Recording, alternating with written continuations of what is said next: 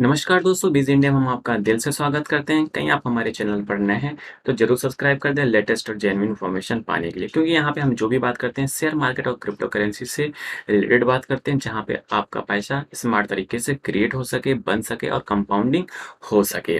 देखिए कल का जो मार्केट में जो हमने प्रेडिक्शन किया था, हमने जो अपना एनालिसिस किया था, वो किया था पीसी ज्वेलर्स पे। उस पे अच्छा खासा धमाका दिखाई दिया होगा। कहीं आप पीसी ज्वेलर्स में इन्वेस्टेड होंगे या ट्रेड किए होंगे, अच्छा खासा 7 से 8% का रिटर्न बना के दिया है। आने वाले टाइम में भी बना के दिया है। इसके पीछे का रीज़न हमने इस वीडियो में डिस्कस किया था। चलिए आज हम बात करेंगे नितिन गडकरी जी के आवाज़ों को सुनेंगे और क्या इनका प्लान है आने वाले टाइम में, कि क्या इंडिया में ईवी का क्या स्कोप होगा, इथेनॉल का क्या स्कोप होगा, हाइड्रोजन एनर्जी का क्या स्कोप होगा, वो भी व्हीकल्स में। और गवर्नमेंट, जो हमारी गवर्नमेंट है, इंडियन गवर्नमेंट है, उनका प्लान क्या है, सब कुछ डिटेल में जानेंगे इस वीडियो में। और ये भी जो भी इंफॉर्मेशन लिया गया है, वो इंफॉर्मेशन लिया गया है इंडिया टुडे कॉन्क्लेव से लिया गया है। अ, आज इनका अच्छा खासा ऑर्गेनाइज था। कहीं आप स्पीच सुने होंगे तो आपको अच्छा लगा होगा, आपको पता चला होगा कि ईवी सेक्टर में आने वाले टाइम में अच्छा खासा बूम होने वाला है। चलिए अब सुन लेते हैं।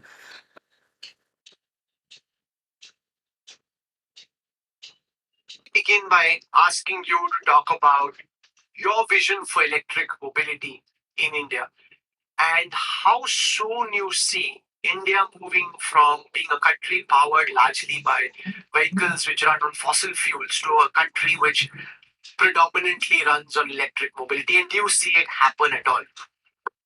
Actually, the most important problem which our country is facing, that is the problem related with the pollution and the economy. Our import bill is presently is up to 8 lakh crores, and within 5 years it will go up to 25 lakh crores. And by using of this petrol and diesel, we are going to generate air pollution in the country. And today we need to save this country from air pollution, water pollution, and sound pollution. So import substitute cost-effective, pollution-free and indigenous. The solution is the most important sector which is important for the country is automobile sector, and which is creating maximum pollution because of using of petrol and diesel. Presently, the turnover of this sector is 7.5 lakh crore and the export is 3.5 lakh crores. Overall GDP contribution is 7.1% and manufacturing GDP is 49%. The most important thing that this is the number one sector in the country, creating job for 50 million people. And this is the number one automobile manufacturing sector which is supporting our economy. And now, my dream is to make Indian automobile sector as the world leader, the number one in the world. The all reputed brand in the world, all are present in India. And by using alternative fuel and electric and other technology, I'm confident that we are going to be number one in the within 5 years, number one in the world. So one of the important interesting thing about electric vehicle is electric car sales increased by 140% globally compared to previous year. This is the fact. Government across world spent $14 billion to support e-car sales. So how you can imagine the whole potential is that? $125 billion spent on purchase of EV across the world. The globally public charging station reached to 1.3 million units, and world is exploring charging option for heavy duty electric trucks, development of mega chargers of 1 megawatt of polymer capacity. So this is the scenario. So here is the potential for India, that intelligent engineering capability, the young talented manpower, availability of raw material, reducing the production cost, not compromising with the quality. Sky is the limit that we can be a world leader in the sector. As far as the EV ecosystem in India, the the Paris Climate Agreement to reduce 30 to 35 emission by 2030, it is already on record. So 30% our target is up to 2030. 30% private car will be electric. Then 70% commercial vehicle will be electric. 40% buses will be electric. and 80% two and three wheelers by 2030 will be electric. Every time you are asking me the question that how it is going to happen, it is neither you need any propaganda for that. Now the going by petrol car, the cost is 10 rupees per kilometer. Going by diesel is supposed to be 8 rupees per liter. And going by electric is 1 rupees per liter. Sir तो कहीं ऐसा तो नहीं कि rupees पर kilometre सरकार की एक बहुत बड़ी साजिश है कि पेट्रोल और डीजल के दाम बढ़ने दो, क्योंकि जितना पेट्रोल और डीजल के दाम बढ़ेंगे उतना केतन और जितेंद्र और बाकियों को फायदा होगा कि लोग भागेंगे इलेक्ट्रिक की तरफ। तो सरकार कहती चलो बढ़ने दो। और दूसरी बात बता रहा हूँ, मैं मेरे डिपार्टमेंट की ओर से सुप्रीम कोर्ट में एक एफिडेविट कर रहा हूँ।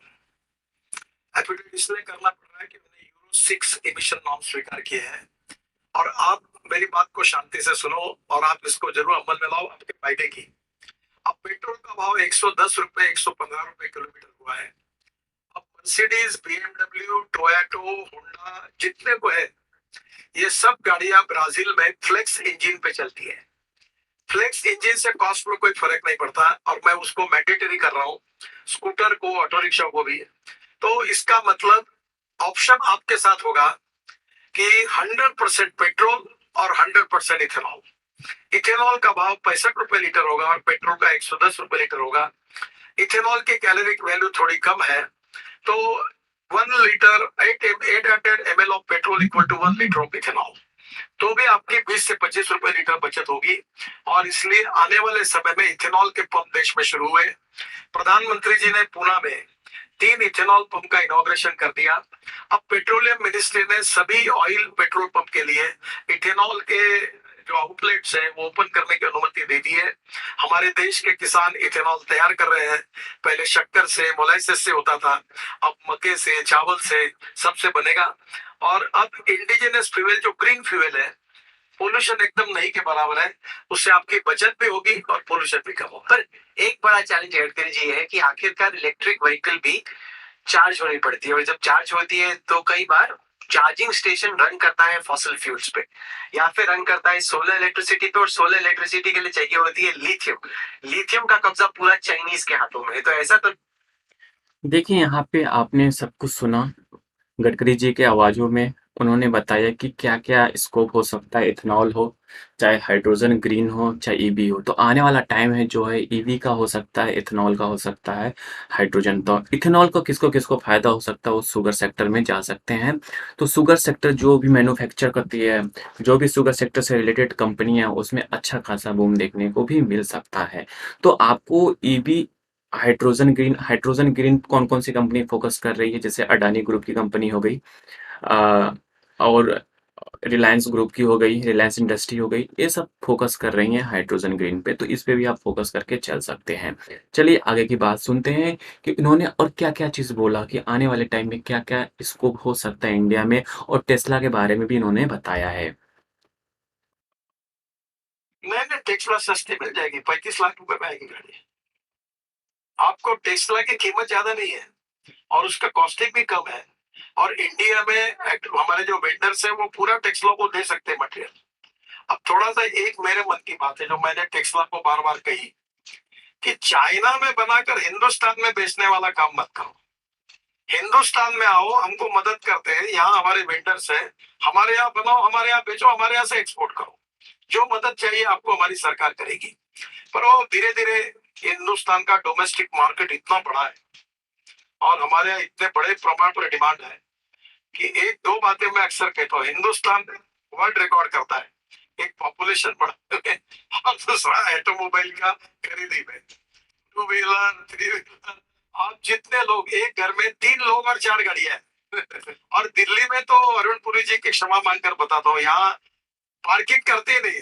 जैसे सरकार के रोड है ये इनके लिए बना है, इसलिए गाड़ा रोड पर खड़ी कर देते हैं और पार्किंग है। मुंबई में ऐसा नहीं होता, हर जगह पर पार्किंग होता है। तो आप धीरे धीरे इस पर कोई नहीं, टेस्ला को आएगी, अभी मार्केटिंग उनका शुरू हुआ है, मुझे लगता है कि आएगा। दूसरा, टेस्ला के बराबर और एक अमेरिकन ब्रांड है, वो भी ऑलरेडी उसका भी मैन्युफैक्चरिंग शुरू हुआ है। दूसरी बात जो बहुत, अब टेस्ला तो अच्छी है, मैंने चला, इतनी लाइट सुंदर है, टेक्नोलॉजी बहुत ही बेस्ट है, उसकी बराबर की टेक्नोलॉजी अब टाटा ने कोई कम अच्छी कार नहीं बनाई इलेक्ट्रिक की। ये लैंड रोवर ने अच्छी नहीं बनाई है, ये सब जितने लोग टोयोटो बना रही है अभी वो उन्होंने भी अच्छी बनाई है। अब ऑल इंडियन ब्रांड्स मर्सिडीज हो, BMW जितने यहाँ है वो भी लगातार रिसर्च कर रही है। देखो सबसे बड़ी इंटरेस्टिंग बात है, मैं इनका धन्यवाद दूंगा, ये यंग टैलेंटेड लड़के जो है हिंदुस्तान के। तो आपने सुन रहे थे गडकरी जी को, गडकरी जी ने बोला, टाटा का भी नाम लिया। आपने सुना होगा टाटा का कंपेयर टेस्ला से इन्होंने कर दिया। क्या टेस्ला का कंपेयर टाटा से सही है? हमको लगता है सही, क्योंकि इंडिया का टेस्ला टाटा बन सकता है। ठीक है, तो आपको क्या लगता है कि टाटा में इन्वेस्टमेंट करना चाहिए? जी हाँ, आप इन्वेस्टमेंट कर सकते हैं, आपका पैसा जबरदस्त आने वाले टाइम में बनेगा, क्योंकि इस समय जो ईवी सेक्टर का जो मार्केट लीडर है वो टाटा बन चुका है। चलिए, आई थिंक सारी इन्फॉर्मेशन आपको पता चल गया होगा। नितिन गडकरी जी ने आपको समझा दिया होगा कि कहाँ कहाँ पे आप इन्वेस्टमेंट कर सकते हैं, कहाँ पे आप अ, अपना स्कोप बना सकते हैं, आने वाला फ्यूचर क्या है, सब कुछ समझ में आ चुका होगा आपको इस वीडियो में। तो फिर अपना इन्वेस्टमेंट का प्लान बनाइए, किसमें किस किस सेक्टर में कितना पैसा डालना है, उसके हिसाब से आप ईवी में डाल सकते हो, 5 से 10 साल का नज़रिया बना के रख सकते हो। इथेनॉल सेक्टर में, हाइड्रोजन ग्रीन सेक्टर में भी 4 से 5 साल का नज़रिया बना के रख सकते हो, जहाँ पे आपका नो डाउट अच्छा पैसा बनेगा। Thank you for watching this video. नमस्कार, जय हिंद, जय भारत।